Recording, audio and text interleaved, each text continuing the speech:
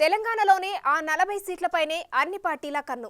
అక్కడ గెలిస్తే సగం అధికారం దక్కినట్టే అనే భావన. అందుకే ఎన్నికల ప్రచారం కూడా అక్కడి నుంచే ప్రారంభిస్తున్నాయి. అందులో ఒకటి ఉమ్మడి పాలమూరు జిల్లా. మహబూబ్ నగర్ భౌగోళికంగా రాష్ట్ర సరిహద్దుల్లో ఉన్నప్పటికీ రాజకీయంగా తెలంగాణలో కీలక పాత్రంగా మారింది. ఎందుకో ఇప్పుడు చూద్దాం.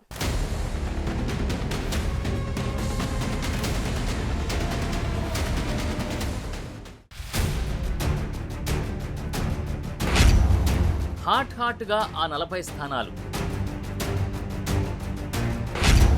3 పార్టీల చూపు దక్షిణ తెలంగాణపైనే. పార్టీల్ని ముంచినా లేపినా ఆ జిల్లాలే.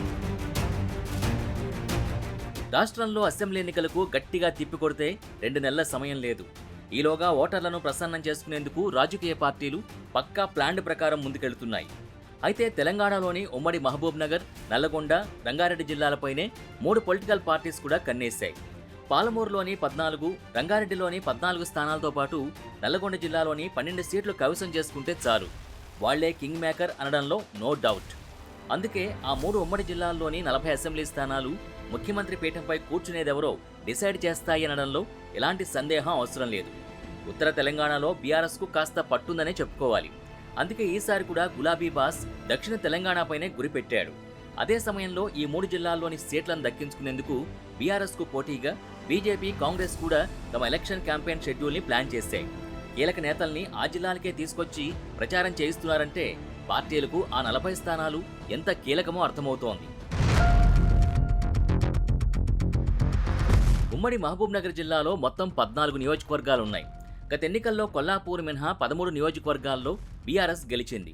ఆ తర్వాత కొల్లాపూర్ ఎమ్మెల్యే కూడా గులాబీ కండువా కప్పుకోవడంతో 14కి 14 స్థానాల్లో బీఆర్ఎస్ సిట్టింగ్ ఎమ్మెల్యేలే ఉన్నారు. 14 నియోజకవర్గాల్లోనూ సిట్టింగులకే మరోసారి పోటీ చేసే అవకాశం ఇచ్చారు పార్టీ అధినేత కేసీఆర్. మహబూబ్ నగర్ అసెంబ్లీ సెగ్మెంట్ నుంచి సిట్టింగ్ ఎమ్మెల్యేగా మంత్రి శ్రీనివాస్ గౌడ్ ఉన్నారు. కాంగ్రెస్ నుంచి మాజీ ఎమ్మెల్యే ఎన్ఎం శ్రీనివాస్ రెడ్డి బరిలో నిలవనున్నట్టు తెలుస్తోంది. ఇప్పటికే ఆయనకు టికెట్ హామీతో పార్టీలో చేర్చుకోగా స్క్రీనింగ్ కమిటీకి కూడా ఆయన పేరునే పంపినట్టు సమాచారం. ఇక బీజేపీ నుంచి మాజీ ఎంపీ జితేందర్ రెడ్డి బరిలో నిలుస్తారని టాక్ వినిపిస్తోంది. అయితే మహబూబ్ నగర్లో బీఆర్ఎస్ వర్సెస్ కాంగ్రెస్ల మధ్యనే గట్టి ఫైట్ ఉండనుంది. దేవరకద్ర సిట్టింగ్ ఎమ్మెల్యేగా ఆల వెంకటేశ్వర్ రెడ్డి ఉన్నారు. రాబోయే ఎన్నికల్లోనూ బీఆర్ఎస్ అభ్యర్థి వెంకటేశ్వర్ రెడ్డి. కాంగ్రెస్ నుంచి ప్రస్తుత DCC president Madhusudan Reddy, senior నాయకుడు ప్రదీప్ గౌడ్లు టికెట్ ప్రయత్నాల్లో ఉన్నారు. బీజేపీ ఇక్కడ నామమాత్రంగానే ఉందనే చెప్పుకోవాలి. బీఆర్ఎస్, కాంగ్రెస్ల మధ్య పోటీ ఉంటుంది.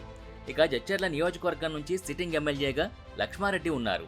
కాంగ్రెస్ నుంచి బరిలో ఉండేందుకు అనిరుద్ రెడ్డి, ఎర్రశేఖర్ ఇద్దరూ ప్రయత్నాలు ముమ్మరం చేస్తున్నారు. ఇక్కడ కూడా కమలం పార్టీ అంతంత మాత్రంగానే ఉంది. అలంపూర్ నియోజకవర్గంలో ప్రస్తుతం సిట్టింగ్ ఎమ్మెల్యే అభ్యర్థిగా డాక్టర్ అబ్రహాం కొనసాగుతున్నాడు.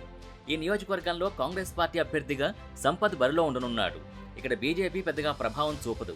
అయితే ఎమ్మెల్యే అబ్రహాంకు ఎమ్మెల్సీ చల్లా వెంకటరామరెడ్డి మధ్య కోల్డ్ వార్ నడుస్తోంది. ఈ నియోజకవర్గంలో బీఆర్ఎస్ వర్సెస్ కాంగ్రెస్ మధ్య గట్టి పోటీ ఉండనుంది. గద్వాల నియోజకవర్గంలో బీఆర్ఎస్ సిట్టింగ్ ఎమ్మెల్యే అభ్యర్థిగా బండ్ల కృష్ణమోహన్ రెడ్డి కొనసాగుతున్నాడు. అన్ని నియోజకవర్గాలతో పోలిస్తే ఇక్కడ రాజకీయం కాస్త డిఫరెంట్గా ఉంటుంది. కాంగ్రెస్ పార్టీ నుంచి జడ్పీ చైర్పర్సన్గా కొనసాగుతున్న సరిత బరిలో ఉండే అవకాశాలు కనిపిస్తున్నాయి. బీజేపీ జాతీయ ఉపాధ్యక్షురాలుగా కొనసాగుతున్న డీకే అరుణ ఇక్కడి నుంచే పోటీ చేస్తారు కాబట్టి బీఆర్ఎస్, బీజేపీ, కాంగ్రెస్ పార్టీల మధ్య గట్టి పోటీ ఉండే అవకాశం ఉంది. ఇక్కడ గెలుపు ఎవరిని వరిస్తుందని ప్రశ్నార్థకంగా మారుతోంది. వనపర్తి నియోజకవర్గం నుంచి సిట్టింగ్ ఎమ్మెల్యేగా మంత్రి సింగిరెడ్డి నిరంజన్ రెడ్డి బరిలో నిలిచాడు. అయితే టికెట్ ఆశించి కాంగ్రెస్లో చేరిన ఎంపీపీ మెగారెడ్డి, కాంగ్రెస్ రాష్ట్ర యువజన అధ్యక్షుడు శివసేన రెడ్డి, కాంగ్రెస్ పార్టీలో సీనియర్ నేతగా ఉన్న చిన్నారెడ్డి సైతం బరిలో నిలిచేందుకు సై అంటున్నారు. కల్వకుర్తిలో సిట్టింగ్ ఎమ్మెల్యేగా జయపాల్ యాదవ్ ప్రస్తుతం బరిలో ఉన్నాడు. కాంగ్రెస్ పార్టీ నుంచి చల్లా వంశీచందర్ రెడ్డి, సుంకిరెడ్డి రాఘవేందర్ రెడ్డి టికెట్ కోసం పోటీ పడుతున్నారు. కసిరెడ్డి ఎంట్రీతో ఇక్కడ సీన్ ఆసక్తిగా మారింది. పొలిటికల్ సమీకరణాల పరంగా చూస్తే సీటు కసిరెడ్డికే దక్కే అవకాశాలు కనిపిస్తున్నాయి. ఇక బీజేపీ నుంచి తల్లోజీ ఆచారి బరిలో ఉంటారని ప్రచారం జరుగుతోంది. అచ్చంపేట నియోజకవర్గంలో సిట్టింగ్ ఎమ్మెల్యేగా గువ్వల బాలరాజు బరిలో ఉన్నాడు. కాంగ్రెస్ పార్టీ నుంచి చిక్కుడు వంశీకృష్ణ పోటీలో ఉండే ఛాన్స్ ఉంది. ఇక్కడ బీజేపీకి అంత బలమైన నాయకత్వం లేదు. గువ్వల బాలరాజుకు ప్రజల నుంచి వ్యతిరేకత ఉండడంతో ఈసారి నియోజకవర్గంలో పోటీ కాంగ్రెస్, బీఆర్ఎస్ మధ్య ఉంటుంది. నారాయణపేటలో సిట్టింగ్ ఎమ్మెల్యేగా రాజేందర్ రెడ్డి ఉన్నాడు. కాంగ్రెస్ నుంచి కుంభం శివకుమార్ రెడ్డి బరిలో ఉండే అవకాశాలున్నాయి. బీజేపీ టికెట్ కోసం రతన్ పాండ్ రెడ్డి సత్య యాదవ్ ఆశపడుతున్నారు.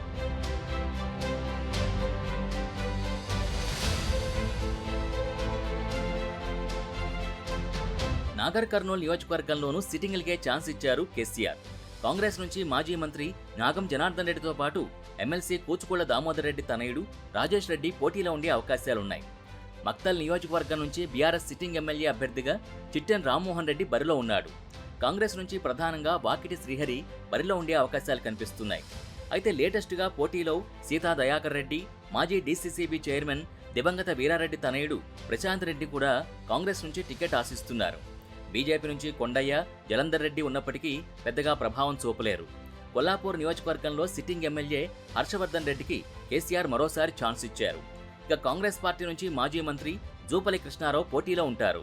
దీంతో పాటు చింతలపల్లి జగదీశ్వరరావు కూడా హస్తం పార్టీ టికెట్ ఆశిస్తున్నారు. బీజేపీ నుంచి ఎల్లేని సుధాకర్ బరిలో ఉంటాడు.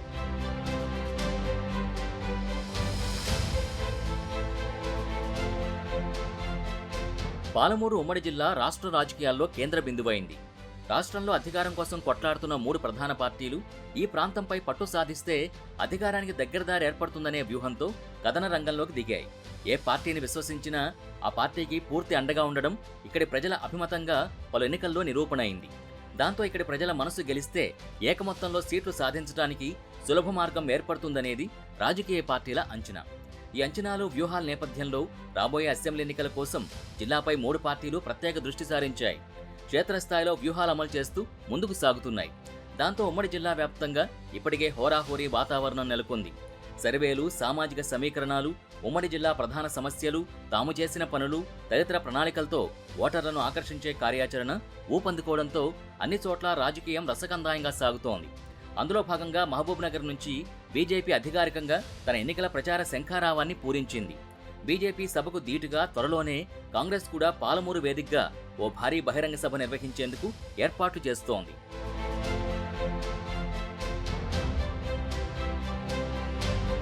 ఉమ్మడి పాలమూరుపైనే 3 పార్టీల ఆశలు. క్లీన్ స్వీప్ కోసం ఎత్తులకు పై ఎత్తులు. అందుకే ప్రచార సభలకు మహబూబ్ నగరే వేదిక. ఎన్నికలు సమీపిస్తున్న నేపథ్యంలో ప్రధాన రాజకీయ పార్టీల నేతలందరూ ఉమ్మడి పాలమూరు జిల్లాపైన దృష్టి సారిస్తున్నారు. ఇక్కడ వచ్చే తీర్పు ప్రభావం రాష్ట్ర వ్యాప్తంగా ఉంటుందన్న ఆలోచన మరేమిటో గాని ప్రధాన రాజకీయ పార్టీలన్నీ ఈ జిల్లా నుంచి తమ తమ కార్యక్రమాలకు, ప్రచారాలకు పదును పెడుతున్నాయి. Palamuru Rangareddy lift irrigation scheme ప్రారంభోత్సవంతో కేసీఆర్ మహబూబ్ నగర్లో ప్రచారానికి తెరలేపారు. ఆ వేదిక నుంచే గత ప్రభుత్వాన్ని విమర్శించిన కేసీఆర్ ఉమ్మడి జిల్లాకు తామేం చేశామన్నది చెప్పుకొచ్చారు. ఆ తర్వాత రీసెంట్గా ఆ పార్టీ వర్కింగ్ ప్రెసిడెంట్ మంత్రి కేటీఆర్ వనపర్తిలో పర్యటించారు. ఆయన కూడా పలు అభివృద్ధి కార్యక్రమాలు ప్రారంభించారు. ఇక తాజాగా ప్రధానమంత్రి నరేంద్ర మోడీ కూడా ప్రజాగర్జన సభ పేరుతో అధికారికంగా ప్రచారాన్ని ప్రారంభించారని చెప్పుకోవచ్చు. ఇక టీపీసీసీ చీఫ్ రేవంత్ రెడ్డి వడంగల్ నుంచే తాను పోటీ చేస్తానని చెప్పడంతో ఉమ్మడి పాలమూరులో ఫైట్ మాత్రం మామూలుగా ఉండదు. రాబోయే అసెంబ్లీ ఎన్నికల్లో ఈ ఉమ్మడి జిల్లాని 3 పార్టీలు ప్రతిష్టాత్మకంగా తీసుకుంటున్నాయి. పీసీసీ అధ్యక్షుడు రేవంత్ రెడ్డికి సొంత జిల్లా కావడంతో ఆయన ఇక్కడ ప్రత్యేక శ్రద్ధ పెడుతున్నారు. ఇక్కడ సాధించే సీట్ల సంఖ్యనే పార్టీలో, రాజకీయాల్లో తన ప్రతిష్టను పెంచేందుకు దోహదం చేస్తాయని ఆయనే స్వయంగా సభల్లో, సమావేశాల్లో చెబుతుండడం ఈ ప్రాంతంపై కాంగ్రెస్ పెంచుకున్న అంచనాలకు నిదర్శనంగా చెప్పొచ్చు. రేవంత్ రెడ్డి సొంత జిల్లా కావడంతో సహజంగానే ఈ జిల్లాలో కాంగ్రెస్ పార్టీ ఒకంత పట్టు సాధించుకునే అవకాశాలుంటాయి. ఆ అవకాశాల్ని కాంగ్రెస్ పార్టీకి ఇవ్వకూడదని ఒకవైపు అధికార బీఆర్ఎస్ పార్టీ కూడా ఆ జిల్లాపై దృష్టి సారించింది. సీఎం కేసీఆర్ సైతం పాలమూరు తనకి ప్రాణప్రదమని, ఇక్కడ ఎంపీగానే తాను తెలంగాణ రాష్ట్రం సాధించానని, అన్ని రంగాల్లో మొదటి ప్రాధాన్యత పాలమూరుకే ఇస్తున్నామని పదే పదే చెబుతుండడం బీఆర్ఎస్ ఈ జిల్లాపై పెట్టుకున్న నమ్మకాన్ని తెలియజేస్తోంది. అయితే మహబూబ్ నగర్ జిల్లాలో బీజేపీకి అగ్రనేతలు చాలామంది ఉన్నా పార్టీకి మాత్రం ప్రజల్లో ఆదరణ లేదనే చెప్పుకోవాలి. కానీ బీజేపీ జాతీయ ఉపాధ్యక్షురాలిగా ఉన్న డీకే అరుణ, మాజీ ఎంపీ జితేందర్ రెడ్డి ఇద్దరూ కూడా ఈ జిల్లా నేతలు కావడం బీజేపీకి ప్లస్ అని చెప్పుకోవచ్చు. అందుకే బీజేపీ పాలమూరుకి తమది పేగుబంధమని చెబుతోంది. జనసంఘ నుంచి తమకు జిల్లాతో అనుబంధం ఉందని 2012 ఉప ఎన్నికల్లో గెలిపించారని గుర్తు చేస్తోంది.